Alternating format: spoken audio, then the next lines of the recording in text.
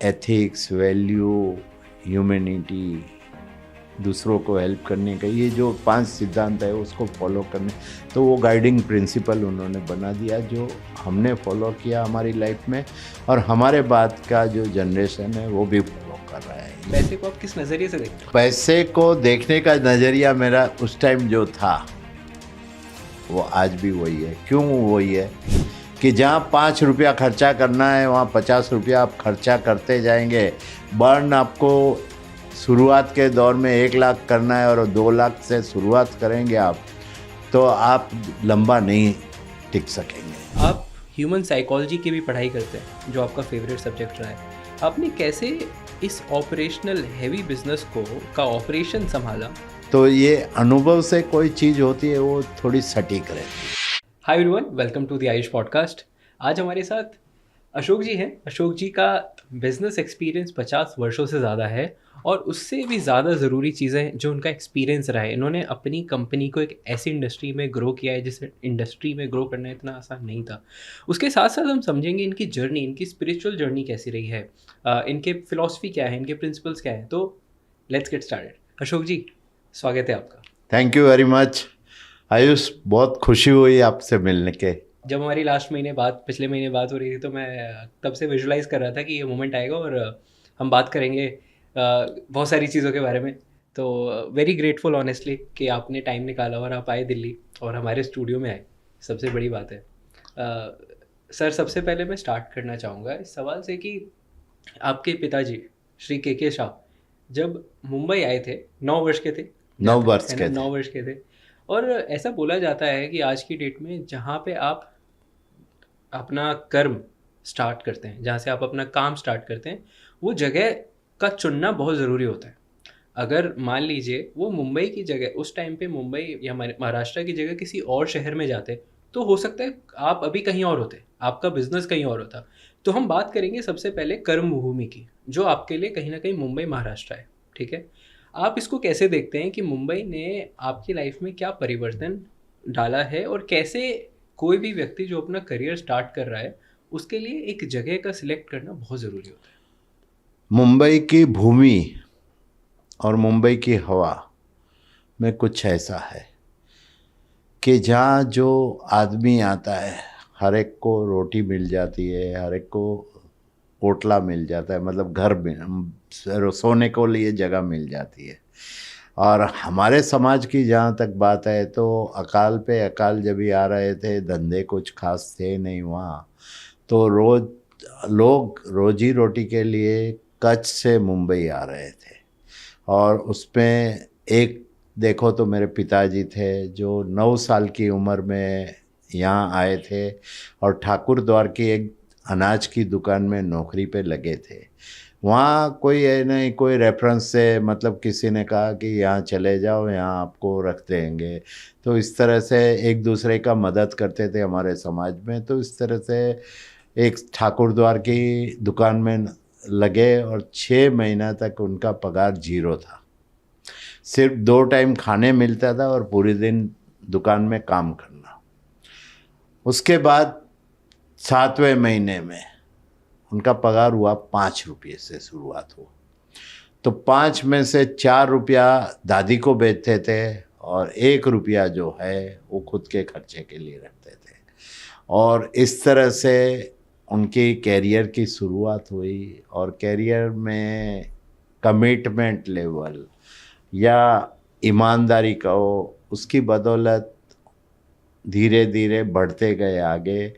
उसके बाद हमारे एक रिलेटिव है जो करी रोड में दुकान रखते थे, तो उनको ज़रूरत पड़ी तो उन्होंने उनको बुला लिया। तो वहाँ से मतलब रजामंदी लेके उनसे अगले ओनर से उसके पास गए और वहाँ भी कुछ अरसे तक काम किया।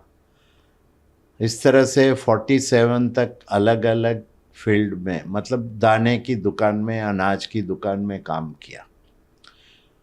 फॉर्चुनेटली इनके नसीब में कुछ और होना था, इसके लिए 47 में एक पदम सी नर्सी कंपनी जो मलाड टू भात बाजार का काम करती, मलाड कांदीवली बोरीवली एरिया से वो लोकल ट्रांसपोर्ट में नौकरी मिली उनको। नौकरी मिले, लेकिन कुछ कहानी ईश्वर ने अलग लिखी होगी।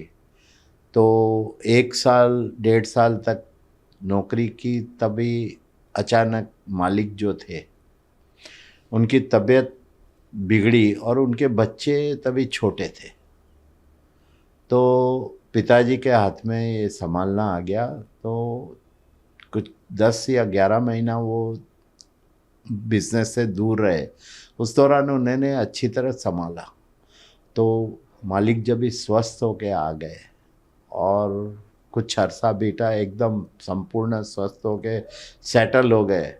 उसके बाद 1950 में इन्होंने एक छोटी सी ट्रक उनको भेंट दी और कहा कि आज से आपको नौकरी करने की आवश्यकता है, आप खुद का बिजनेस शुरू कर सकते हो। तो उनके साथ एक काम करने वाले थे बालू भाई करके, दोनों ने उनके पास एक ट्रक थी। तो उन्होंने दोनों ने मिलके एक एक ट्रक से अपनी कैरियर की शुरुआत की, खुद का बिजनेस की। जब भी मेरा जन्म हुआ था 50 में, तो 1 1.5 साल साथ में काम करने के बाद वो हमारे पड़ोसी भी थे जहाँ हम मलाड में रहते थे। तो 4 रूम हमारे थे, 2 रूम उनके थे। 10 बाई 10 की 4 खोलियाँ थी हमारे पास। तो उन्होंने एक फैसला किया कि पूरे परिवार के साथ गांव जाने का निर्णय लिया कि वहाँ काम करेंगे, अभी यहाँ नहीं रहना है, बम्बई छोड़ के जाने का। और उसी दौरान मेरे चाचा जी जो थे बड़े, वो कोई तेल की दुकान में मतलब कुछ काम कर रहे थे। तो वो उनकी हेल्प के लिए आ गए और दोनों भाइयों ने आगे बढ़ाया। और तीसरे मेरे जो चाचा है, तीसरे चाचा जो जिनका जन्म 38 में हुआ था, 52 53 के दौरान वो भी जुड़ गए थे। तो 3 भाई मिलके धंधा कर रहे थे। और चौथे चाचा जो जिनका 43 में जन्म था, वो मेरे ख्याल से 55 या 56 में जुड़े, 12 साल 13 साल के। मतलब सब ने, बड़े चाचा 9 साल, पिताजी 9 साल, उससे छोटे चाचा मतलब सेकंड नंबर के चाचा है वो 12 साल, उससे छोटे चाचा 12 साल। तो 12-14 साल में सब आ गए थे। और पढ़ाई में देखने जाओ तो सबसे छोटे चाचा और तीसरे नंबर के चाचा थे, दोनों की 7 चौपड़ी थी। भाई पिताजी ने 3 पास की थी और बड़े चाचा ने 4 पास की थी। तो ये पढ़ाई थी इनकी। और हिम्मत अच्छी थी, विज़न था और कुछ करने का जज्बा था। तो धीरे धीरे ये जर्नी आगे बढ़ती गई। और 56 में इन्होंने, जैसे मैंने बताया कि 2 ट्रक ली, जो इंटरस्टेट बिजनेस स्टार्ट किया। और 58 में विजय ट्रांसपोर्ट कंपनी के नाम पे इंटरस्टेट की हमारी ट्रांसपोर्ट कंपनी की शुरुआत हुई थी। शुरुआत हुई जब भी, तभी गाइडिंग प्रिंसिपल के तौर पे, मतलब इनके जैन में तो पहले से ही था कि जैनिज़्म को फॉलो करेंगे कम्प्लीटली। मतलब एथिक्स, वैल्यू, ह्यूमैनिटी, दूसरों को हेल्प करने का, ये जो 5 सिद्धांत है उसको फॉलो करने। तो वो गाइडिंग प्रिंसिपल उन्होंने बना दिया, जो हमने फॉलो किया हमारी लाइफ में। और हमारे बाद का जो जनरेशन है वो भी फॉलो कर रहा है। ये हमारे लिए बड़ी खुशी की बात है। आपके पिताजी ने कहीं ना कहीं कह सकते हैं कि अपना करियर भारत के इंडिपेंडेंस से पहले स्टार्ट किया था। इंडिपेंडेंट है, जैसे पैरेलल किया 47 में, ये कह सकता हूँ, या उसके थोड़ा आसपास उसके के आसपास। इलाके में। और 42 में भारत छोड़ो में शामिल थे पिताजी। तो एक हवलदार को कुछ तू मैं होने जाने पे थप्पड़ मार दी थी, 2 दिन जेल में भी रहना पड़ा था। भारत तो छोड़ो। उन दिनों क्या कठिनाइयाँ होती थी बिजनेस में? अब तो कुछ था नहीं, सिस्टम था नहीं, कुछ प्रोसेसेस थे नहीं नहीं, उन सिस्टम दिनों। प्रोसेस ने, ये क्या है, रूटीन के हिसाब से करते थे कि भाई इसका माल डिलीवरी चाहिए, वो रोज़ वो गोनी कितनी है वो चाहिए उतनी लिखा देते थे। और कहाँ से उठानी है वो लिखा देते थे। तो वो हिसाब से उठा के ला के डिलीवरी करना और तुरंत पैसा दे देते थे। कभी कोई अच्छा बड़ा बिजनेस है तो 2 दिन में 4 दिन में पैसा देना, कोई हफ्ते हफ्ते में देता। मतलब वो कोई था ही नहीं कि वो काम ऐसे ही होता था और अच्छी तरह से होता था, विश्वास पे होता था एक दूसरे का। और उसमें क्या है कि विश्वास और इज्जत, इसका दो सब ध्यान रखते थे कि गलत काम करने से डरते थे लोग। तो कोई गलत काम नहीं हो रहा था और रूटीन में और सब कुछ सही चल रहा था उस टाइम कोई कठिनाइयाँ या ये कहते हैं ना चैलेंजेस आज के युग में आ रही है जो इतना तरक्की करने के बाद, वैसी कोई चैलेंजेस खास देखी नहीं थी। चैलेंजेस थी, हार्डशिप थी, मेहनत थी, कड़ी मेहनत थी, ये सब पहलू थे जो आज मिसिंग है, वो उस टाइम थे। आज जो है वो उस टाइम कुछ नहीं था। समझ गया। आपने बीच में बात किया जैनिज़्म के स्पिरिचुअल फैक्टर्स के बारे में, 5 सिद्धांतों के बारे में। मैं इस पॉडकास्ट में थोड़ा-सा समझना चाहूँगा कि अ, जो जैन कम्युनिटी है इंडिया में, आपको पता होगा लगभग 25% कंट्रीब्यूट करते हैं इकोनॉमी में। और लेटेस्ट आंकड़े के हिसाब से 42% हाँ, ये पुराने कंट्रीब्यूट आंकड़े हैं। करते हैं। हाँ, यस, बिल्कुल, ये पुराने आंकड़े हैं और नए आप कह रहे हैं कि लेटेस्ट आंकड़े हैं कि मुझे जो कहीं से 42%। जानकारी मिली है उसके मुताबिक हो सकता है इसमें कहीं 19-20 हो गए, बट मान लेकिन सकते हैं ये कि मोटे हाँ, मोटे ये आंकड़े हैं। 35-40% जो है कंट्रीब्यूशन हो रहा है। तो और कम्युनिटी की पॉपुलेशन कुछ खास है नहीं, देखा खास जाए तो। कुछ नहीं है। ऑन रिकॉर्ड अगर देखने जाओ तो 65 to 66 लैक्स है, और असल में देखने जाओ तो 1.25 करोड़ से 1.5 करोड़ के बीच में है। बिल्कुल ठीक। असल में इसलिए बोलता हूँ कि उस टाइम जानकारी नहीं थी, तो जैनिज़्म जो गिनती होती थी, जनगणना। पॉपुलेशन की गिनती, उसमें चंद लोग लिखाते थे जैन, बाकी लिखाते थे हिंदू। तो मतलब we are part of Hindu, तो वो उसमें nothing wrong. But particularly Jain, हाँ। जैन धर्म के फॉलो और सिद्धांत को समझने वाले या चलने वाले उस राह पे वो 1.25 करोड़ के आसपास है। लेकिन वर्ल्ड वाइज देखे जाओ तो सबसे छोटी कम्युनिटी पारसी है मेरे ख्याल से, और पारसी के बाद हम लोग आते हैं। आप कैसे देखते हैं इसको? जैसे अभी आज भारत में इकोनॉमी में इतना कंट्रीब्यूशन आपकी कम्युनिटी खासकर कर रही है, आप इस चीज़ को कैसे देखते हैं और इसको आपको क्या लगता है इसके खास रीज़न क्या है? रीज़न क्या है कि जो प्रिंसिपल्स है वो खास उसके बैकबोन में रहे, ये कह सकता हूँ कि एथिक्स, वैल्यू, दूसरों को मदद, साधर्मिक को मदद करो, साधर्मिक के बाद समाज को मदद करो, समाज के बाद देश को मदद करो, मतलब ये है। और नेशनल इंटरेस्ट फर्स्ट, ये सिखाया जाता है। साधु अपने जो व्याख्यान वाणी जो करते हैं इसमें भी सही व्यवहार, सही व्यापार, उस पर जोर देते हैं। उसका जो प्रवचन करते हैं, उनके साथ सत्संग में जो जाते हैं। और फॉर्चुनेटली अभी थोड़ा कम हो गया है, लेकिन पहले के ज़माने में ये था कि जब भी गांव खेड़े में रहते थे हम लोग, हमारा परिवार या छोटे ग्रोइंग अप जो बोलते हैं चिल्ड्रन का, तो वो गांव में होता था। तो वहाँ साधु संत के समागम में आते ही थे, और साधु के परिचय में आने थे तो पहला मकसद रहता था सामायिक सीखना, दूसरा था सामायिक सीख लिया उसके बाद सामायिक को एडॉप्ट करना, उसको समझना और प्रतिक्रमण सीखना। तो ये रहता था। तो ये जैन धर्म के मार्ग पे चलने वाले के अंदर जो है ये गलत करने से 100 में से आपको वो 2 आदमी ऐसे भी हो गए कि वो जैनिज़्म नाम के है लेकिन उसको फॉलो नहीं करते। लेकिन ये संख्या कम है, ज़्यादा लोग इस रास्ते पे चलते हैं। कभी कुछ लोग शॉर्टकट भी लेते हैं, ये भी दो राय नहीं है, लेकिन सब नहीं लेते। अधिकतम लोग आप देखने जाओ तो परसेंटेज वाइज तो जो भगवान के मतलब हमारे जो तीर्थंकर बोलते हैं भगवान को, वो तीर्थंकर के बताए हुए रास्ते पे जितना हो सके उतना चलने की कोशिश करते हैं। और इसी वजह से इसी में क्या है कि आज देखने जाओ तो देश की धर्मशाला, देश की पांजरापोट जो पशुओं को देखभाल करती है, और जहाँ भी जाएंगे डोनेशन तो दूसरी कम्युनिटी का होगा उससे बेहतर। मतलब 500 रुपया कमाने वाला भी है ना, 100 रुपया दया धर्म में यूज़ करता है। तो ये बचपन से ही इसमें मतलब सिखाया जाता है। तो ये ट्रेडिशन चल रहा है, थोड़ा थोड़ा कम होता जा रहा है, लेकिन अभी भी चलेगा ऐसा। और इसको फॉलो करने वाले, कम फॉलो करने वाले भी है और ज़्यादा फॉलो करने वाले भी बड़े हैं। तो मतलब ये बैलेंसिंग हो जाता है, तो वो रेशियो चालू है। तो ये सब वजह है।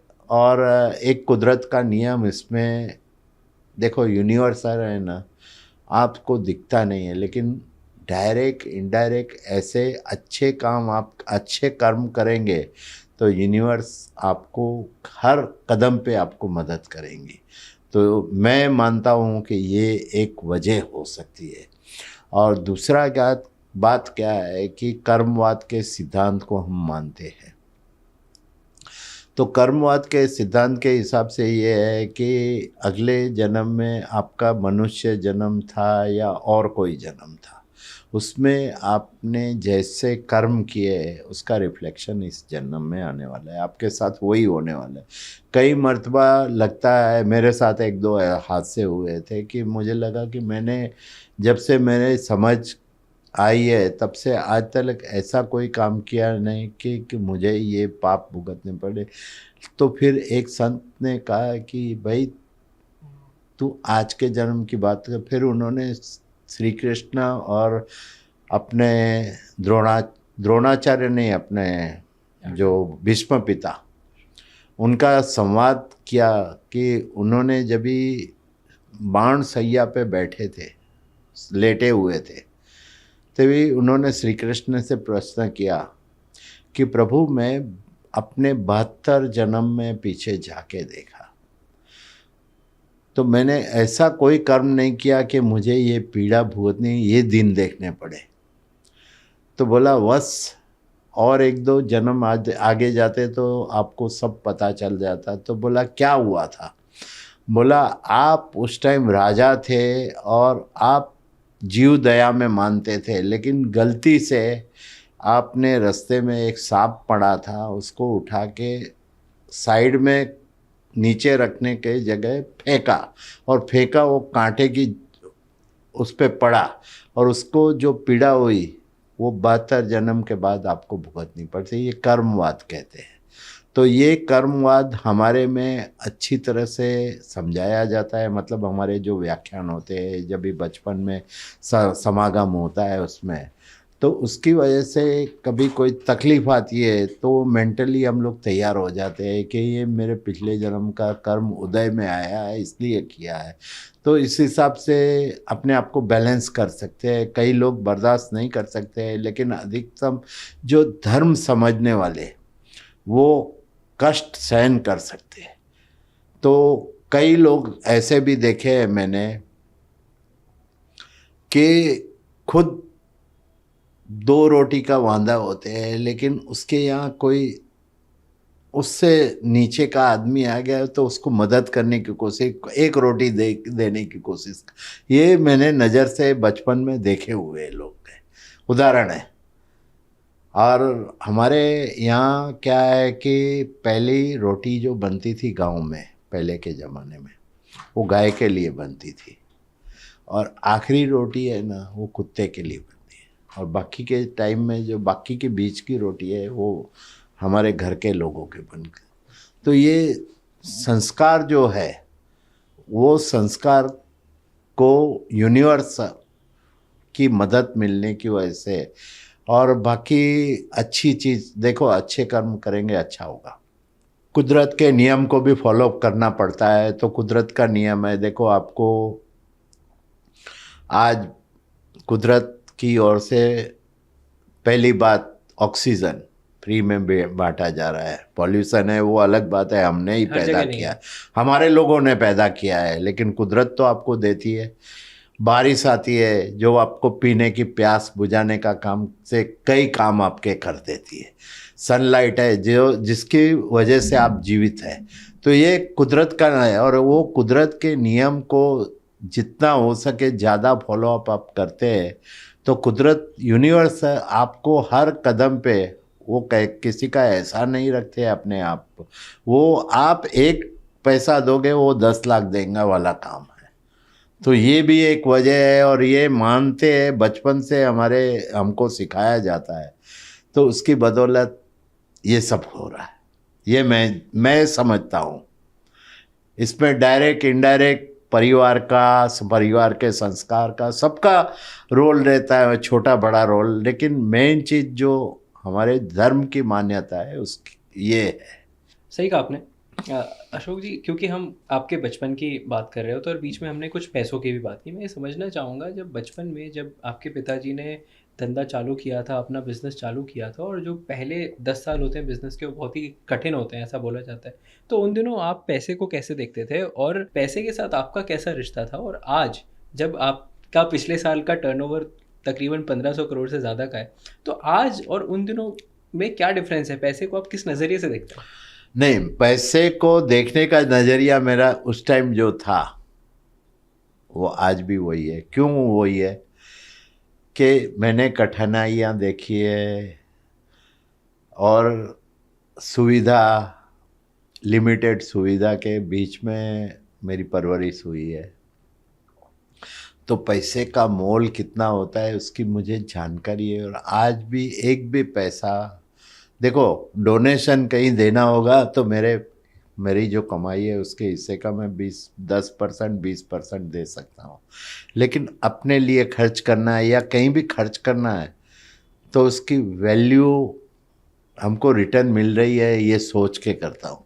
आज के जनरेशन में अनफॉर्चुनेटली इसमें पूरे जैन समाज का नहीं, जैन के अलावा के समाज का भी जो लिटरेसी होनी चाहिए फाइनेंस की, वो अनफॉर्चुनेटली धीरे धीरे कम होते 2001 2002 के बाद के दौर की बहुत कम हो गई है। इसलिए आज 50 रुपये की आइटम के 500 रुपये दे देते अपनी सुविधा के लिए या कंफर्ट के लिए लोग, जो हम नहीं दे सकते। आज भी हमारे लिए पैसे की वही वैल्यू है। हाँ देखो, दान धर्म करना एक बात है, धंधा करना एक बात है, व्यवहार एक बात है, तो सब में खर्चा जो करते हैं वो गिनती पूर्वक का होता है।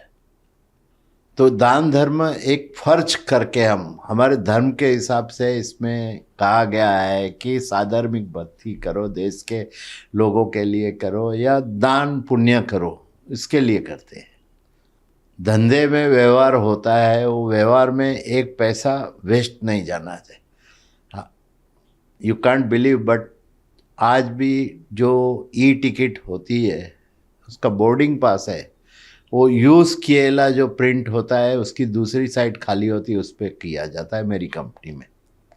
मतलब ये पैसे का मोल इस तरह से हम समझते हैं कि कोई चीज़ के बिना चल जाता है तो ज़रूरी है उतना ही खरीदी करते हैं कि खरीदी करने आए और ख़रीद कर लिया बिना वजह से, पैसा मेरी जेब में है तो ख़रीद कर लिया, वो नहीं करते। हमारे ज़रूरियात के मुताबिक ये करते हैं। तो मतलब पैसे का मोल जब भी हमारे पास कुछ नहीं था तब भी जो था और आज भी वही है। पिछले 50 वर्षों में जब से आपने बिजनेस में मैं इनडायरेक्ट बिजनेस में आया 1964 में, स्कूल की पढ़ाई के दौरान वैकेशन टाइम में, और फुल टाइम आते आते 55 साल, मतलब 69-70 में आ गया था फुल टाइम में। जी, तो मेरा ये सवाल है कि जैसे इतने साल हो गए आपको बिजनेस में आए हुए, हम क्योंकि पीछे पैसों की बात कर रहे थे, इन वर्षों में पिछले 5-6 डेकेड्स में ऐसे क्या पैसे से रिलेटेड इन्वेस्टमेंट थी जहाँ पे आपने बहुत सोच समझ के इन्वेस्ट किया? क्योंकि कई बार लोग ओवर इन्वेस्ट कर देते हैं, कई बार गलत की चीज़ों पे खर्च कर देते हैं, और ये बिज़नेस में बहुत बार देखा जाता है। तो ऐसे कौन से डिसीजंस थे आपने बिज़नेस में जो फाइनेंशियल लिए, जिससे आज आपका प्रॉफिट भी बढ़िया है और आपका ओवरऑल क्लाइंट के साथ रिलेशन भी अच्छा है? नहीं, इसी देखो, अगर देखने जाओ तो मैंने जब भी बागडोर संभाली मेरी कंपनी की 1977,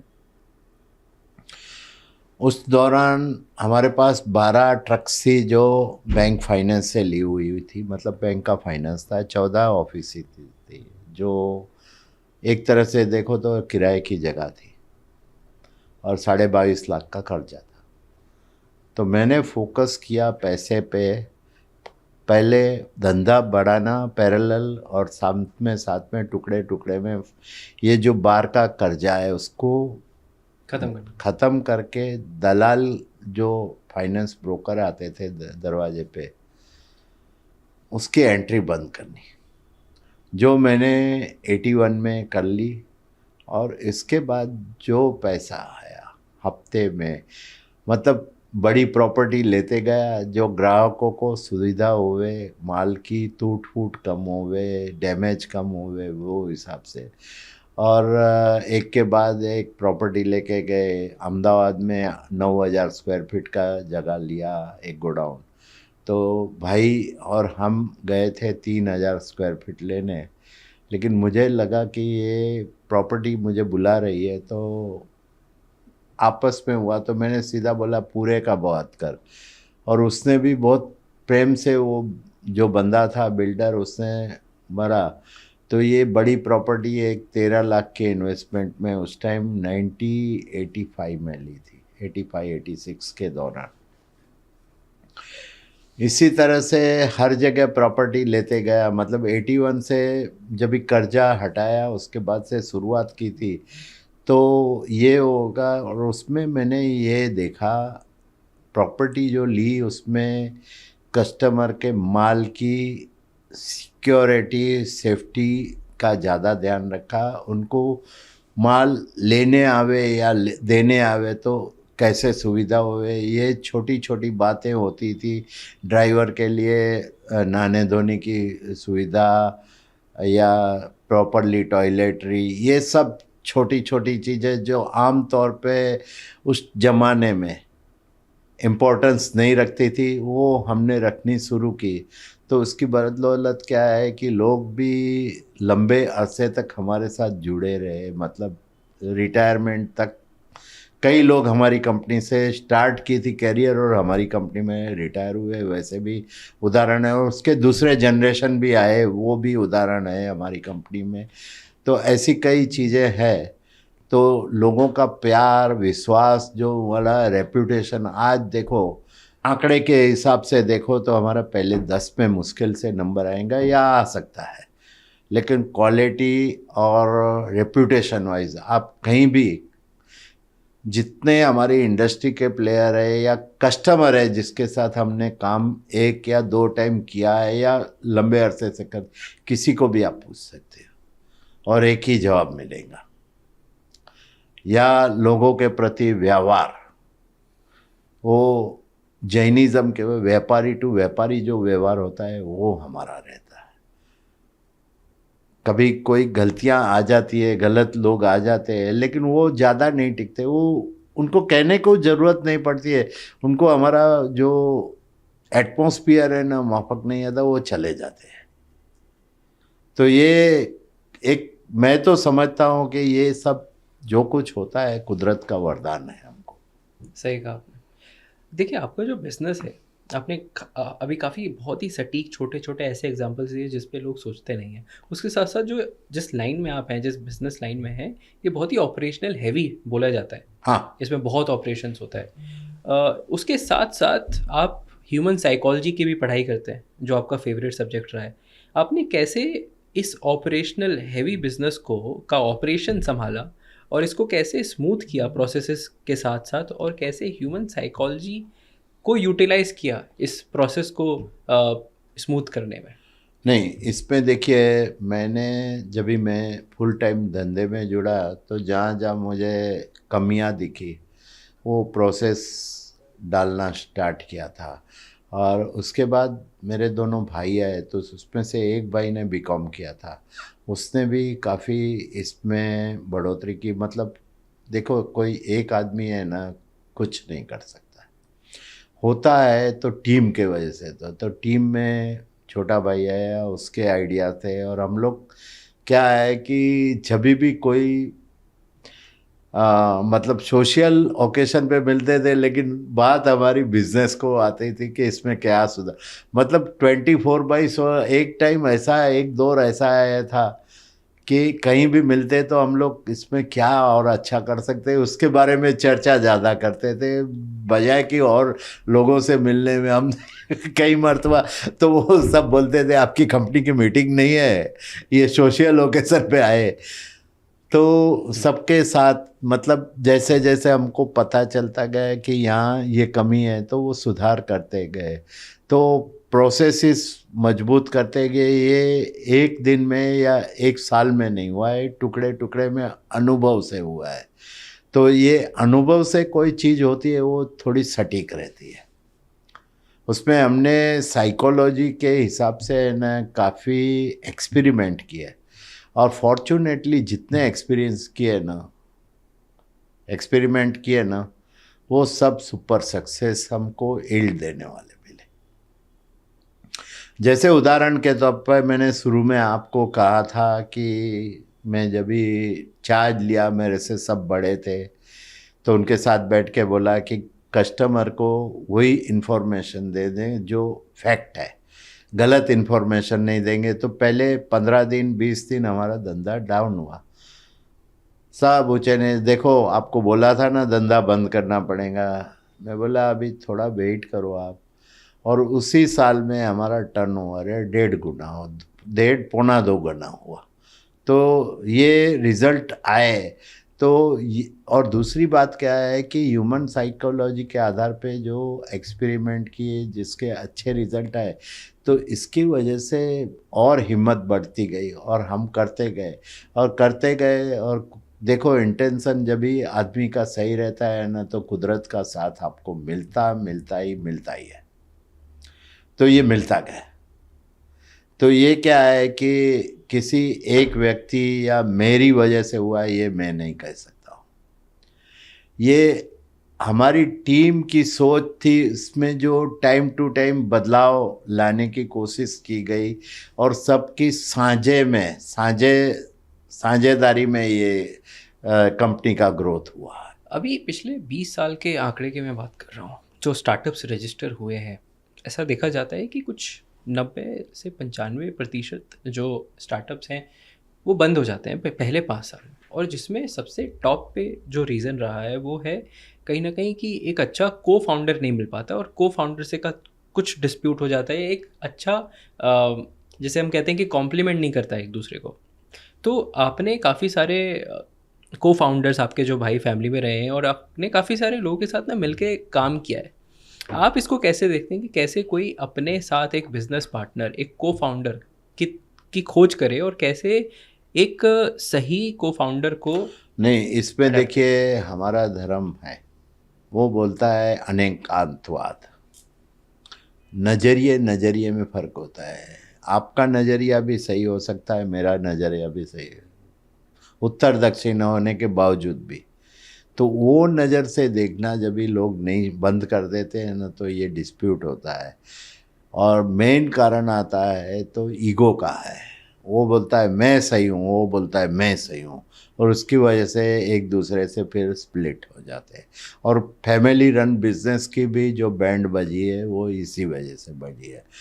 तो मैं इसको इस तरह से देखता हूँ, देखो क्लियर कट ऑब्जेक्टिव के साथ जो बचपन से साथ में पले हुए हैं, और कोई टेक्नोलॉजी में माहिर है, कोई मार्केटिंग में माहिर है, कोई अकाउंट में, ऐसे लोग मिलके करते हैं। और क्लियर कट मेन चीज़ स्ट्रॉन्ग से स्ट्रॉन्ग होना चाहिए ऑब्जेक्टिव, कि आप ये क्यों कर रहे हैं। ये क्यों का जवाब अगर आपको मिल जाता है और उस हिसाब से आप करते हैं। और दूसरा इसमें एक ह्यूमन एंगल ये भी होता है कि सोसाइटी का कोई पेन पॉइंट आप एड्रेस करते हैं, इसको हमको सोसाइटी का ये पेन पॉइंट रिमूव करना है, वो एंगल से करते हैं तो बाय डिफ़ॉल्ट आपको पैसे तो मिलते हैं, लेकिन साथ साथ में आपकी कंपनी लंबे अरसे तक चलती है। और जो ब्रेकअप होता है उसका अगर देखो तो क्लियर कट ऑब्जेक्टिव नहीं होता है, या पैसे कमाने का दृष्टिकोण होता है, और दूसरी बात कि जैसे मैंने कहा कि हमारे बिजनेस में गाइडिंग प्रिंसिपल, वो गाइडिंग प्रिंसिपल की कमी भी कई मर्तबा स्टार्टअप को नीचे ले जाती है। तो मोटा मोटा ये रिजल्ट है। और दूसरा क्या है कि देखो, जो भी स्टार्टअप आप कर रहे हैं, आपको बेसिक है ना, बेसिक अकाउंट का, फाइनेंस का लिटरेसी थोड़ा नॉलेज होना चाहिए। जो कई मर्तबा कारण वजह से उनको सही आदमी नहीं मिल जाता है, गाइड करने वाला नहीं मिल जाता, तब एक ये भी रीज़न हो सकता है कि जहाँ 5 रुपया खर्चा करना है वहाँ 50 रुपया आप खर्चा करते जाएंगे। बर्न आपको शुरुआत के दौर में 1 लाख करना है और 2 लाख से शुरुआत करेंगे आप, तो आप लंबा नहीं टिक सकेंगे। और कोई आपको एक टाइम फंड मिलेगा, दोबारा नहीं देगा कोई, और आपकी बैलेंस शीट देख के नहीं देगा, आपके पूरे डिटेल में बैलेंस शीट स्टडी करके कोई नहीं देगा। तो ये 2-3 मोटी मोटी वजह मुझे दिख रही है जी। मेरा जो अनुभव है जी। और अभी हाल ही में 3-4 दो कंपनियों, मतलब एक हमारी संस्था है और एक वेंचर कैटलिस्ट करके हमारी एक कंपनी है, इस दोनों में फेल होते देखा है। उसका मोटा मोटा कारण देखो तो एक ये हुआ, और ये एक कंपनी है जिसमें इतना अच्छा बिजनेस मॉडल होने की वजह से एक शॉर्टकट लेके जो प्रमोटर था, फाउंडर था, उसने शॉर्टकट लिया, उसकी वजह से उसकी कंपनी बंद हो गई। लेकिन वो सोचते नहीं है कि इसकी बदौलत आज 15,000 आदमी बेकार हो गए, तो कितने लोगों के को अपने मतलब रोटी से वंचित कर दिया। सही बात है। तो ये शॉर्टकट नहीं लेना चाहिए, गलत काम नहीं करना चाहिए, लेकिन ऐसे बहुत कम होते हैं। बाकी जो फेल हुआ है उसके पहले जो बताए वही कारण मुझे दिखे आज तक। हमने पीछे फैमिली ओन्ड बिजनेस की बात की, और मैं सिर्फ आपके पर्टिकुलर आपके केस को समझना चाहूँगा। जो आपके बेटे हैं, वीरल, वीरल नाम है उनका? विशाल और विरल दोनों जुड़वा बेटे हैं। अच्छा, तो विशाल और वीरल जब छोटे थे और आज जब वो बिजनेस का हिस्सा है, तो आपकी परवरिश में, आपकी पेरेंटिंग में ऐसी क्या चीज़ है, क्योंकि आपको पता था कि फ्यूचर में इन्हीं को काम संभालना है, इन्हीं को बिजनेस संभालना है, तो क्या ट्रेनिंग दी गई थी कि आपके द्वारा कि बचपन से आज वो इस काबिल हैं कि वो उस बिजनेस को अच्छे से संभाल सकते हैं?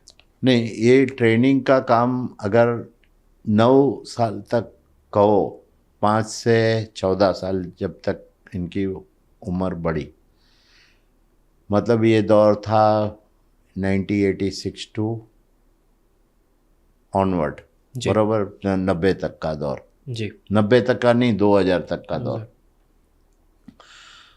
तो उसमें इसका श्रेय मैं दूंगा कि इनकी परवरिश का श्रेय मेरी वाइफ को जाता है, जो हर वैकेशन पीरियड में जहाँ साधु संत रहते थे उनके समागम के लिए उनको गांव ले जाती थी, और महीना 15 दिन जो भी पीरियड होता था उसके साथ समागम कराती थी। और उसकी बदौलत वो लोग सामायिक प्रतिक्रमण जैसी चीज़ 9 साल की उम्र में सीख गए थे। और ये संस्कार होने की वजह से क्या है कि उनको कभी कॉलेज जाने तक उन्होंने जेब खर्ची नहीं लिया हमसे। हमारे घर में मेरी वाइफ ने एक नियम बनाया था कि जो जहाँ पैसा रखते थे, पैसा लिमिटेड रखते थे, उसकी चाबी कवर्ड में लगी रहती थी। जिसको पैसा लेना है लेता था, बता देता मम्मी मैंने 500 रुपया लिया, 200 रुपया लिया है। और इतने अच्छे थे बच्चे कि 500 में से उनको 440 खर्चा हुआ तो 60 रुपया आके जमा कराते थे, जेब में रखते थे। और स्कूल और कॉलेज दोनों चल के जाते थे। तो माटुंगा में हमारा रहना था, 2 कदम पे स्कूल थी और 4 कदम पे कॉलेज थी, तो वैसे भी उनको ज़रूरत नहीं पड़ी थी। और उसके बाद जब MBA किया तो दोनों का एडमिशन उन्होंने खुद ने ले लिया था। और दोनों बेटे उस टाइम स्कूल में हम लोग अफोर्ड कर सकते थे, उसके बावजूद में मेरी वाइफ ने बोला ट्रेन में जाएंगे, ट्रेन में आएंगे। और ये जो शुरुआत की जो दौर की तकलीफ़ें उन्होंने सहन कर दी, उसके बाद फिर मुझे कुछ करने की आवश्यकता नहीं थी। हाँ, बिजनेस रिलेटेड नॉलेज है। जब भी मेरा मकान बन रहा था रीडेवलपमेंट के लिए, तो मैं उस टाइम ट्रांसपोर्ट एसोसिएशन का प्रेसिडेंट था। तब पूरा दिन मतलब धंधे में और ट्रांसपोर्ट एसोसिएशन के काम में रहता था। तो शाम को आता था तो सॉफ्टवेयर के लिए जो स्क्रिप्ट लिखनी है उसके लिए लिखते थे, तो हर एक चीज़ उनको समझाता था कि ये मैंने गुजराती में लिखी है, अभी इंग्लिश करण करो, इसका क्या होता है, इसमें बीच में क्वेश्चन। तो उस तरह से ट्रेनिंग ये एक तरह की हो गई उनकी। तो आपने काफ़ी इन्वॉल्व रखा उनको पूरे? हाँ, इन्वॉल्व रहते थे, मतलब हम लोग वेरी क्लोज। अभी क्या है कि 87 में मैंने मतलब हॉलीडे मनाना स्टार्ट किया, 10 साल जो नहीं किया था। तो उसके बाद क्या है कि हमारा एक ग्रुप था 90 से 89 90 से, तो साल में 2 टाइम बच्चों को हम लोग 15 दिन और 7 दिन की ट्रिप पे ले जाते थे। 9 फैमिली थे तो सबके बच्चे और एक उसके साथ, हाँ। और एक साथ मिलते जुलते थे और सब परिवार साथ में थे, 2 फ्रेंड सर्कल थे हमारे।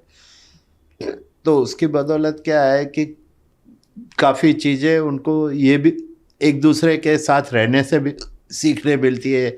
और फॉर्चुनेटली सब परिवार अच्छे थे, तो कोई गलत या गलत सोच वाला नहीं था। धार्मिक बैकग्राउंड से थे, डायरेक्ट और इनडायरेक्ट। तो प्योरिटी जो ऑफ थॉट्स है वैसे लोग थे। तो एक तरह से ये भी सबके साथ सत्संग में, ये भी सत्संग भी होता था, हम लोग सत्संग भी करते हैं वहाँ भी, स्पिरिचुअलिटी और धर्म की बात और करते थे वहाँ जाते थे तो, और सब साथ में मिलके। तो ये सब चीज़ें थी जिसकी बदौलत फिर आगे कॉलेज जाने के बाद मुझे देखना नहीं पड़ा। आज 12 बजे आता है बच्चा, 1 बजे आता है, हमको चिंता नहीं रहती है कि वो कोई गलत करेगा। आपने बीच में मतुंगा की बात की और इससे एक मेरे को सवाल याद आता है।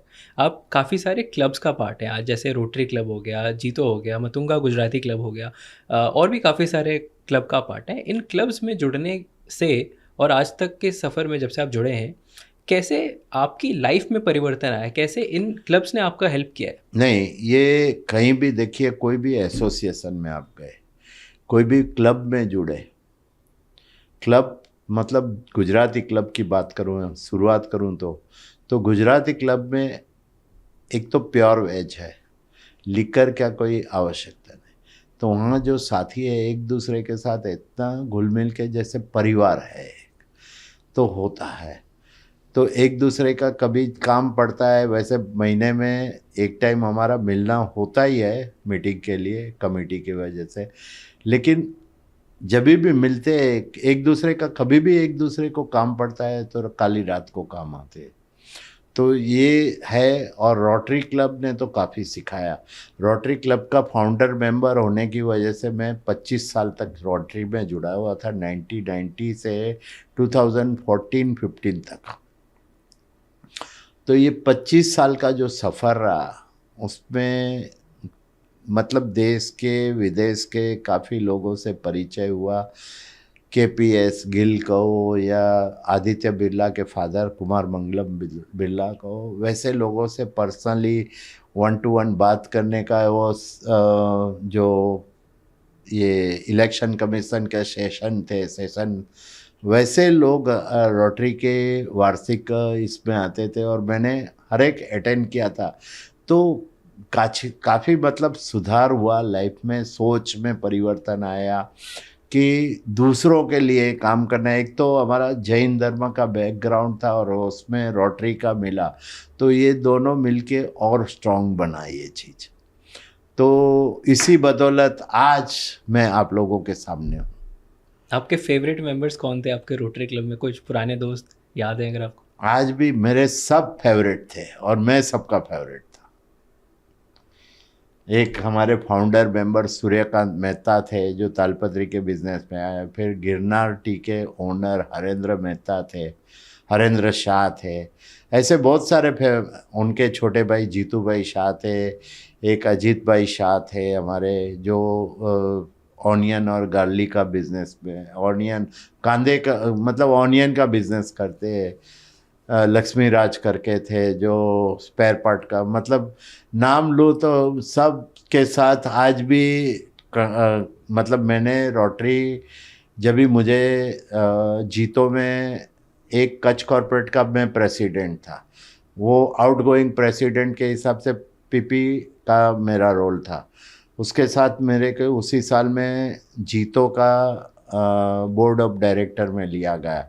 तीसरा साथ साथ में इंटरनेशनल वैश्य फेडरेशन का मुंबई एकम का प्रेसिडेंट बना है। तो ये सब की वजह से मैं पहुंच नहीं सकता था, तो मैंने एक दरख्वास्त भेजी थी कि महीने में एक मीटिंग होनी। उस ज़माने के हिसाब से अपने हफ्ते की थी, लेकिन अभी महीने में होनी चाहिए। और उसका ना एक्नॉलेजमेंट आया ना रिप्लाई आया, और मैं अपनी व्यवस्था के लिए फिर मैं रोटरी से अलग हो गया। मतलब 25 साल के जो दोस्ती थी वो आज भी बरकरार है। आज भी किसी का मतलब दिवाली के दिन मैं भी विश करता हूँ, वो भी विश कर, मतलब ऐसे ओकेशन आते हैं या किसी को भी काम पड़ता है एनी टाइम मुझे फ़ोन करता है, मुझे उनका काम पड़ता है मैं फ़ोन करता हूँ। वो रिलेशनशिप और वही रिलेशन है जो रोटरी में साथ में थे तब थे, और आज भी वही है, बरकरार है। आपने कच्छ यानी कि आपका जो होम टाउन है उसकी बात की कई बार, और मेरा एक सवाल आता है, कच्छ को लेके काफ़ी इंडिया में कम लोग जानते हैं। कच्छ में बहुत सारे फेस्टिवल्स होते हैं, इनफैक्ट आज भी एक फेस्टिवल है, मोदी जी ने विश किया था। तो कच्छ के से क्या आपकी यादें जुड़ी हैं, और कच्छ को लेके ऐसी क्या बातें हैं जो लोग नहीं जानते हैं? आपको शायद पता नहीं होगा, आपने एक पहलू देखा है, मेरा जन्म हुआ था कच्छ में, मेरे नैनीताल में। उसके बाद मैं 6 या 8 महीने का था, मदर मेरी स्टीमर के जरिए मुझे मुंबई लाई थी। तो मेरी जन्मभूमि है, और 100 में से 80 कच्छी हमारी कम्युनिटी के लोग आज भी कच्छ से उतने ही प्रेम करते हैं जितना उसकी कर्म भूमि, चाहे मुंबई होवे, चाहे अहमदाबाद होवे, चाहे हैदराबाद होवे, चाहे दिल्ली होवे, या और कहीं भी होवे, यूएसए होवे। लेकिन जब भी कच्छ की बात आती है, कच्छ के लिए जो कुछ अपने से होता है अपनी हैसियत के हिसाब से हर एक बंदा करने को तैयार है। और आज फॉर्चुनेटली वेरियस फंक्शन थे मेरे, लेकिन मैंने अनजाने में या जानकर कमिटमेंट दे दिया था, इसके लिए मैं यहाँ आया। नहीं तो आज 2 फंक्शन ऐसे थे जिसका मुझे इनविटेशन था, और मैं अगर बॉम्बे में रहता तो वहाँ आज अटेंड करता था दोनों को। तो और वहाँ की भूमि में आप अनुभव करेंगे तो मैं कहूँ, मैं एक दावे के साथ कह सकता हूँ कि हमारे कच्छ की जो मेहमान नवाजी है वो आपको पूरे वर्ल्ड में कहीं नहीं मिलेंगे। आप जाके देखो, या कच्छ एक्सप्रेस में कभी मुसाफरी करके देखो। एक आदमी अपना डब्बा खोलेगा तो सामने वाला आयुष है या और कोई है, उसको ऑफर करेगा, वो ना बोलेगा तो एक टाइम आग्रह करेगा, और फिर उसके बावजूद ना बोलेगा तो फिर खा लेगा, लेकिन बिना पूछे, बिना ऑफर ये किए। करता है। और नॉर्मली जो मुसाफरी करने वाले हैं वो 2 आदमी रहते हैं तो 5 का खाना लेके जाते हैं। मतलब ये चीज़ है ना, हमारे डीएनए में कहो या ब्लड में आ गई है, कच्छ के भूमि का प्रताप है। और वतन से इतना ही प्रेम करते हैं जितना हमारी कर्म भूमि मुंबई से करते हैं। अभी कच्छ से कुछ लोग अगर देख रहे हैं तो उनको आप क्या कहना चाहेंगे, आपकी कच्ची भाषा में अगर कुछ बोलना चाहे तो? कच्छी भाषा में तो एक ही कहूँ कि मुझे मणी भावरे के आए ने नवे वरेजी वधाई आए, અને आज आ भेगो રહેજે बदले आऊँ मुझो कमिटमेंट वो એટલે दिल्ली में पॉडकास्ट ला આવ્યો અહીંયા। तो मुके क्षमा कही जा, અને मुझा अभिनंदन नवे वर्ष जा शुभकामनाएं स्वीकार कही जा। मेरी तरफ से भी बहुत बहुत शुभकामनाएं। Thank you very much ji. और Ashok sir, thank you so much for coming to the podcast. बहुत ही मज़ा आया, हमने शॉर्ट एंड स्वीट रखा पॉडकास्ट को। आई होप जितने भी व्यूअर्स हैं उनको अच्छा लगा। नहीं, आगे के जो 4 हैं वो बहुत लंबे हो चुके थे तो लंबा करने का कोई मतलब नहीं था, तो ये जो किया वो सटीक था। और सबसे मेरे ख्याल से इसमें कंटेंट जो है मैं मेरी दृष्टिकोण से इम्पोर्टेंट कंटेंट लिया है जो क्लोज टू माय हार्ट है। धर्म का एंगल आपने लिया है, वो हकीकत में मैं तो यही कहूँगा सब लोगों से, नए एंटरप्रेन्योर से, कि आप जिस धर्म में मानते हैं इसके बेसिक सिद्धांत या प्रिंसिपल समझ के उसके रास्ते पे चलेंगे, आपको कभी मायूसी का सामना नहीं करना पड़ेगा। उतार चढ़ाव जरूर आएंगे, लेकिन अंत में आप द विनर है। क्या बात है, बहुत ही सुंदर आपने मैसेज दिया। और क्योंकि आप लेखक भी हैं द विनर के, तो I think this is the best ending of this podcast. और हम इनके बुक को ज़रूर डिस्क्रिप्शन में डालेंगे, अगर कोई पढ़ना चाहे तो पढ़ सकते हैं। जरूर, धन्यवाद। मुझे खुशी होगी मेरी बुक पढ़ के अगर किसी ने प्रेरणा ली, या आज के पॉडकास्ट से किसी को प्रेरणा हुई और अच्छे मार्ग पे चलने की प्रण ली है, तो सबसे ज़्यादा खुशी मुझे होगी। मुझे भी बहुत खुशी होगी, क्योंकि यूथ इस पॉडकास्ट को देख रहा है, और यूथ के लिए मेरा था आइडिया कि थोड़ा और आपको जान के हैरानी होगी, मेरे कांटेक्ट में मैक्सिमम जो एज ग्रुप है वो आज 25 से 45 का ज़्यादा है। मेरी उम्र के बहुत कम है। हाँ, तो यूथ आपके दोस्त हैं फिर तो। यस। चलिए, बहुत बढ़िया। और आपको नए दोस्त मिलेंगे I think through comments and viewers, आपके साथ नए लोग जुड़ेंगे आई होप। और कभी किसी को कोई गाइडेंस की ज़रूरत होवे तो मुंबई में मेरी ऑफिस पे मैं अवेलेबल होता हूँ जनरली। जब भी कोई ट्रैवलिंग नहीं होती है तो मैं हेल्प कर सकता हूँ, जो भी हेल्प कर सकता हूँ करने को तैयार हूँ। बहुत बहुत धन्यवाद। Thank you everyone. Thank you.